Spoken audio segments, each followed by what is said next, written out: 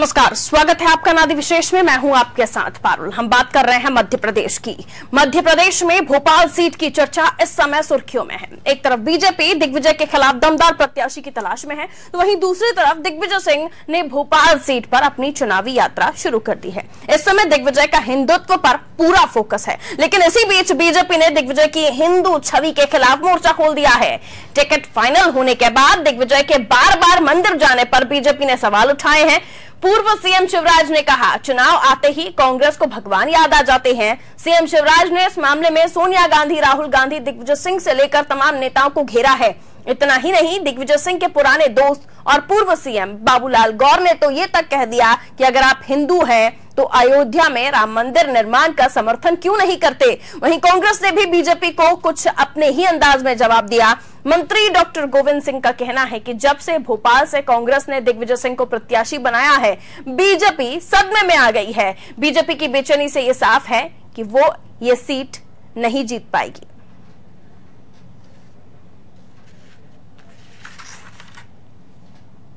वो हाल इनके थे, लेकिन चुनाव आते हैं तो भगवान याद आते हैं, मंदिर याद आते हैं, धर्म याद आते हैं। ये देखिए, धर्म आस्था का विषय है। मंदिर जाना, भगवान की पूजा करना, ये श्रद्धा का विषय है।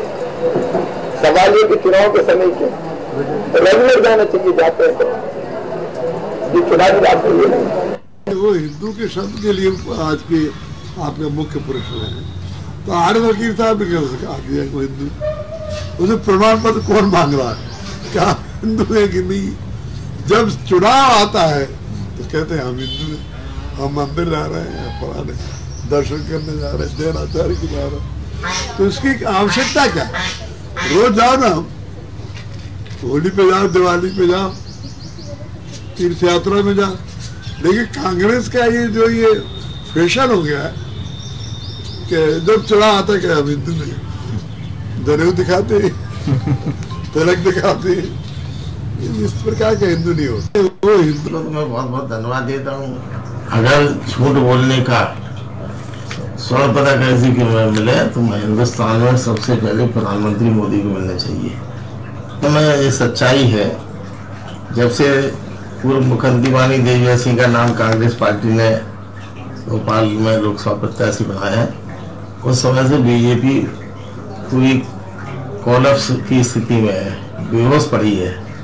अभी तक बीजेपी जिन्हें सदमे से उभर पा रही है कि आखिर क्या करें, क्या विचार करें। नए नए नाम चलाती है, फिर बदलाव आता है, और उन्होंने पूरी तरह से अपने बेचैनी घबराहट उजागर कर दी है कि हम उस सीट पर जीतने लायक नहीं है, तो अलग अलग से प्रत्याशियों के नाम लेके आयत करने का काम कर रही है।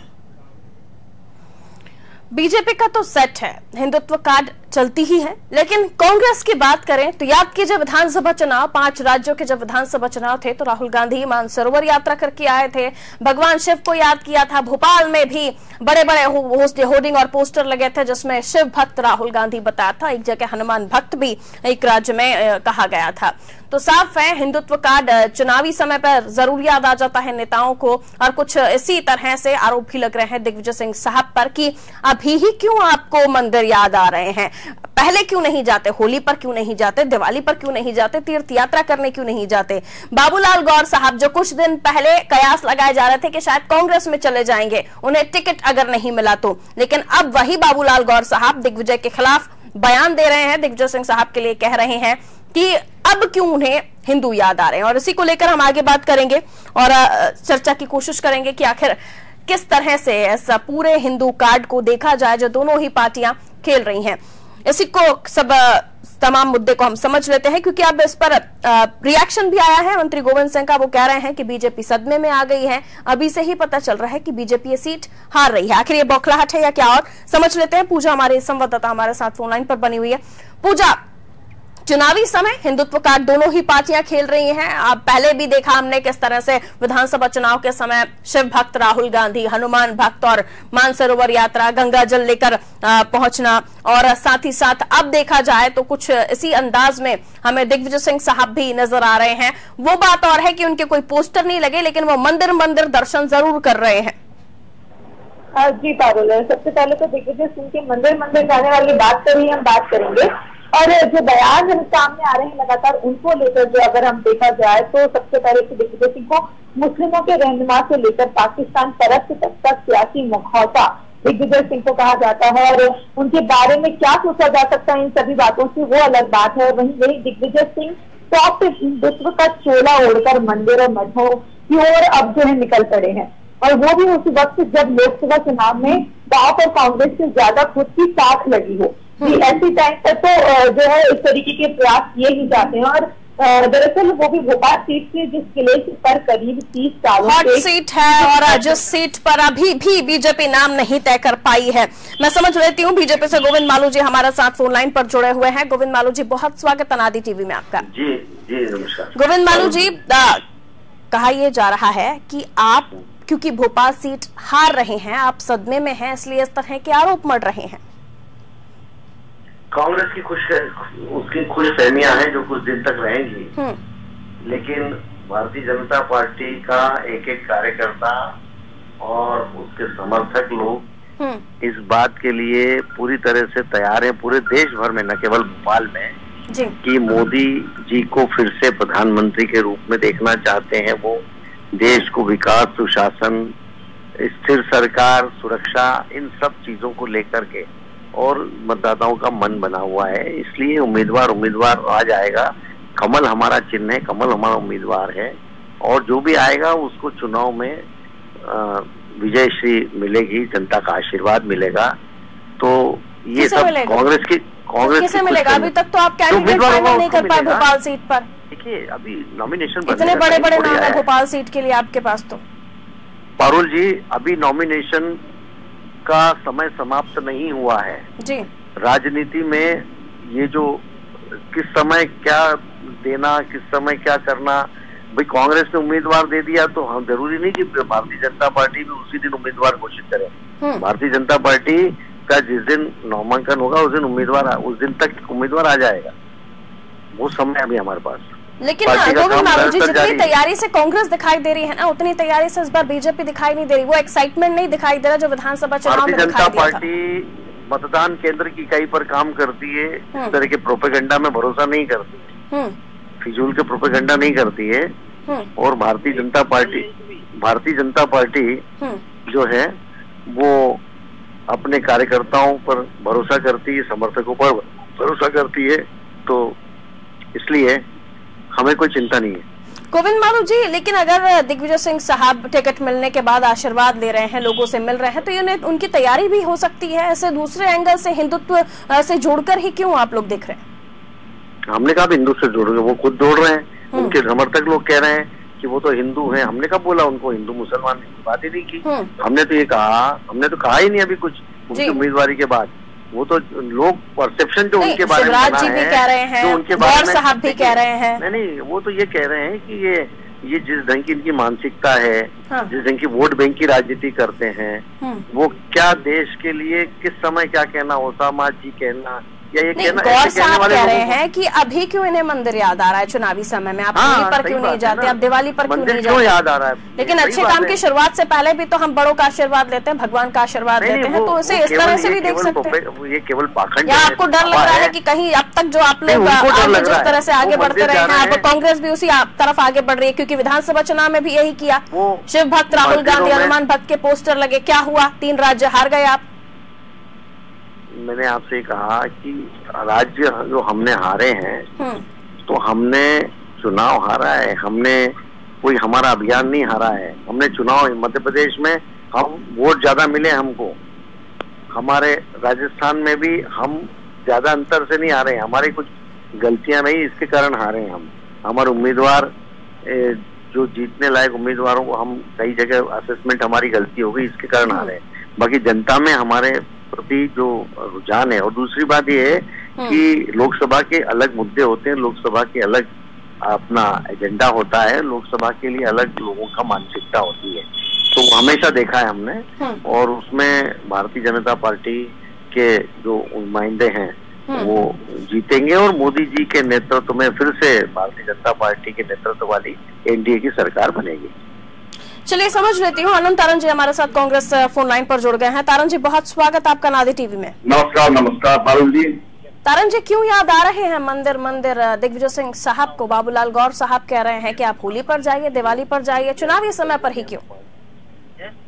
पारुल जी, ये धार्मिकता ये हमारा सबका अधिकार है। हम लोग घर से निकलते हैं तो धार्मिक स्थानों पे जाते हैं और धार्मिक, अब जब कोई बड़ा चुनाव लड़ रहा हो, खासतौर से भोपाल से लड़ रहे हैं दिग्विजय सिंह जी, और धार्मिक स्थानों पे जा रहे हैं तो क्या कॉपीराइट बना रखा है भारतीय जनता पार्टी ने मंदिरों को?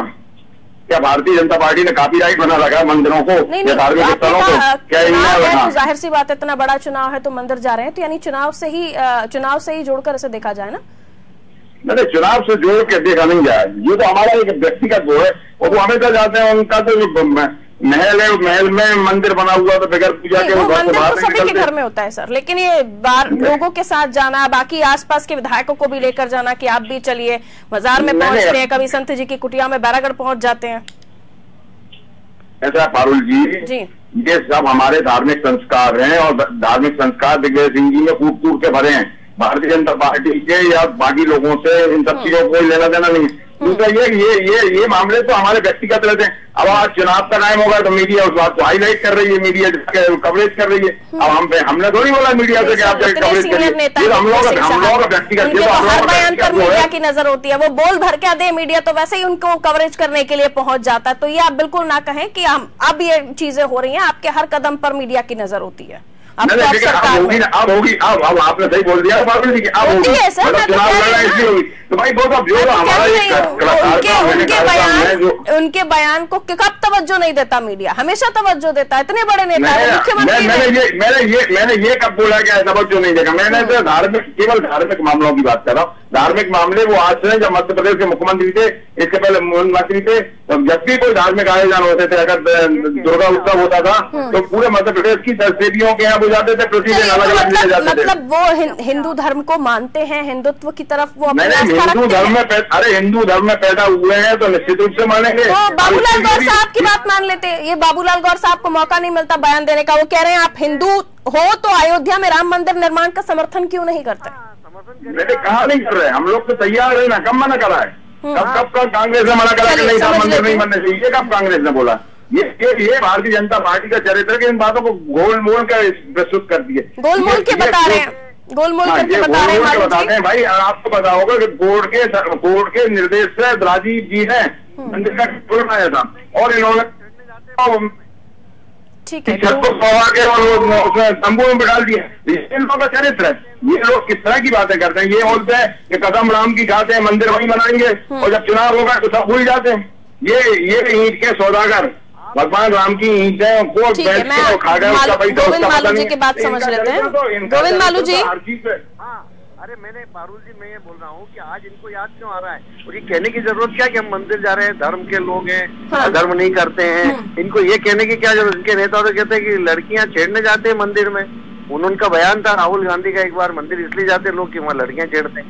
ये इस तरीके की मानसिकता इनकी यदि है, हमारे मित्र लोगों को यही खासियत है कि ये कहीं का कहीं ले जाते हैं, कौन सी बात को कहाँ गलत तरीके से प्रस्तुत करते हैं। ये इनका चरित्र है। ये लोग इतने घबराए हुए, डरे हुए, सहमे हुए लोग हैं कि आप इनकी पोल खुलती जा रही है। इन्होंने इतना झूठ का आडम्बर उड़ेला है अपनी देश की जनता के ऊपर। इन्होंने बोला कि सब काला धन लेके आएंगे, सबके खाते में 15 लाख रुपए देंगे, तो समान नागरिक संहिता लाएंगे, तो राम मंदिर बनवाएंगे, तो एक के बदले 10 करोड़ लाएंगे, 2 करोड़ नौजवानों को नौकरी देंगे। राहुल गांधी जी ने ही एक बार बयान दिया था कि मंदिर में लोग लड़कियां छेड़ने जाते हैं, तो क्या अब चुनावी समय में वो भी बदल गए? ये सत्ता में इन्हें विकास की बात करनी चाहिए कि हमने क्या किया। ये 5 साल से सत्ता में विकास की बात से मुंह मोड़ते हैं, क्योंकि इनने जो वायदे किए थे उन वायदों से मुकर जाते हैं और इधर उधर की बातें ले आते हैं, जिससे जनता तक में दो। ये जनता को किए गए वायदों को भुलाना चाहते हैं। ये इनका चरित्र है। ये विकास की बात क्यों नहीं करते? भाई 50 साल में कांग्रेस ने जो दिया है आज उसको फलीभूत हो रहा है। अगर जो कल मोदी जी जिसकी बात कर रहे थे वो नेहरू जी ने उस चीज की आधारशिला रखी थी। एक करके हम बात कर लेते हैं। जहाँ हमारे यहाँ कपड़े नहीं थे पहनने के लिए, खाने के लिए अनाज नहीं था, तब नेहरू जी ने सुई से लेकर हवाई जहाज तक की परिकल्पना की थी। आज ये इसको उस बात को आज अपने ऊपर लेके आ रहे हैं। ये इनका चरित्र है। 11 वैज्ञानिक देश के हत्या हुई इनके कार्यकाल में। इनका जवाब देना चाहिए कि 11 वैज्ञानिक हत्या कैसे हो गई इनके कार्यकाल में। अरे 6 किसानों की हत्या करने वाले किसान पुत्र के राज में आप ऐसी बातें कर रहे हैं। और इसके बाद संसार का सबसे बड़ा आश्चर्य आपका आप लोग जिन लोगों के घर में कमी हुई है उनको अपने घर बुला के और उपवास तोड़ने का नाटक करते हो। ये आपका चरित्र है भाई भारतीय जनता पार्टी के मित्रों का, किसान पुत्रों के। आनंद तारण जी, ठीक है, अभी जब आपका ये जो सिनेरियो चल रहा था, जब विधायकों का चयन हो रहा था कि किसे मंत्री बनाया जाएगा या किस पद से नवाजा जाएगा, उस वक्त किसी तरह की किसी भी नेता की मंदिर वाली तस्वीर नहीं आई थी। विधानसभा चुनाव में शिव भक्त के पोस्टर लगे, हनुमान भक्त के पोस्टर लगे, नर्मदा परिक्रमा चुनाव से 3 महीने पहले हुई, अब भी कुछ इसी तरह दिखाई दे रहा है। जनता के एंगल से देखे आपके ये जो सब कुछ आप लोग कर रहे हैं, ये लोग जो कांग्रेस को बदनाम करने की बातें करते थे, ये हिंदू विरोधी बातें करते थे, जब आज अगर कांग्रेस ने उन सब चीजों के मीडिया ने हाईलाइट करने लगा, कांग्रेस तो आगे नहीं करती, लेकिन मीडिया ने जब इसे इन चीजों को हाईलाइट करने चालू कर दिया, इन लोगों की जमीन खिसक गई है। सर जरूरत नहीं पड़ती ना, आप लोग तो पोस्टर लगा देते हैं, बड़े बड़े पोस्टर, बड़े बड़े होर्डिंग लगा देते हैं, उसमें शिव भक्त, राम भक्त, हनुमान भक्त और पता नहीं क्या क्या लिखते हैं। तो हाईलाइट करने की जरूरत नहीं पड़ती, आप लोग खुद अपने आप को हाईलाइट करते हैं उस नाम से। ये पार्टी पार्टी के कार्यकर्ताओं की भावना को चीज आ रही है सामने। अब आज इसके बाद भारतीय जनता पार्टी के हमारे मित्र लोग घबराए हुए हैं, निश्चित रूप से अब इनकी जमीन खिसक गई है और ये झूठे वायदे करते हैं, झूठे वायदे करने वाले लोग हैं। अब हम बीजेपी का भी पक्ष सुन लेते हैं, मालू जी। अरे पाकिस्तान के टीवी पर जिन लोगों की तस्वीरें प्रमुखता से दिखाई जा रही, जिनके बयान दिखाए जा रहे हैं, क्या वो भारतीय राष्ट्रपति के लोगों को इतना प्रचार वहाँ मिलता है? क्या पाकिस्तान में हमारे प्रधानमंत्री की सेना और पाकिस्तान में गए और सभ्यता के हत्यारे हैं। लेकिन मजे वाली बात क्या है सर आनंद तारण जी, ये गौर साहब जो अब कह रहे हैं होली पर जाते क्यों नहीं है, दिवाली पर नहीं जाते हैं, और अब कह रहे हैं अगर हिंदू है तो अयोध्या में राम मंदिर निर्माण का समर्थन क्यों नहीं करते। ये बहुत ही अच्छे दोस्त हैं दिग्विजय सिंह साहब के, और कुछ समय पहले तो मेल मुलाकात हुई थी, उनको आप चाह रहे थे कि आप वो कांग्रेस में शामिल हो जाए, और अगर होते तो उम्मीद तो यही थी कि भोपाल से उन्हें आप लोग टिकट दे देंगे। तो ये गौर साहब को क्या हो गया आपके प्रति, कांग्रेस के प्रति? देखिए गौर साहब हमारे सम्मानीय नेता हैं, लेकिन भारतीय जनता पार्टी को देखना चाहिए अपना चरित्र। वो गौर साहब बेचारे आज भी भारतीय जनता पार्टी की बातें कर रहे हैं, और ये भारतीय जनता पार्टी के लोग अपने अपमान कर रहे हैं। सबसे बड़ी बात है वो तो चुनौती तक दे चुके हैं, तब जाकर तो दिग्विजय सिंह साहब को वाकई मैदान में उतार दिया कर रहे हैं। ये इनका चरित्र देखा कि भारतीय जनता पार्टी का चरित्र, ये बदलाव जो गौर साहब में आया है ना दिग्विजय सिंह जी के लिए, ये क्या मानेंगे जब अपने बड़े नेताओं का सम्मान नहीं कर सकते, जनता की क्या सम्मान करेंगे, जनता की कैसे करेंगे? फॉर्म भरा है, भरेंगे वो, ये उनसे पूछिए कि किस तरह से उनके साथ षड्यंत्र करके इन नेताओं ने फंसाया उनको भोपाल के लिए। नहीं सर,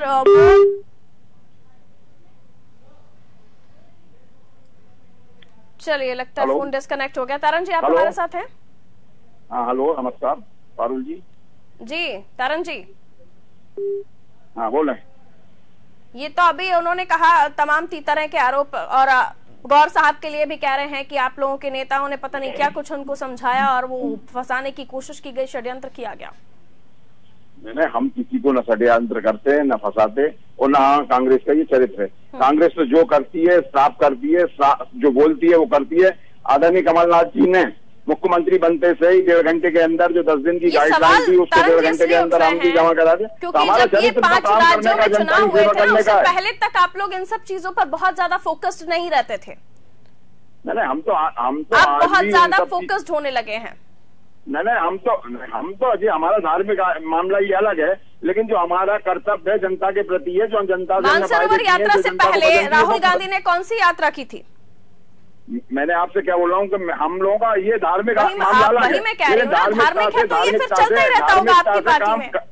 हमारा कर्म अलग है, धार्मिकता अलग है।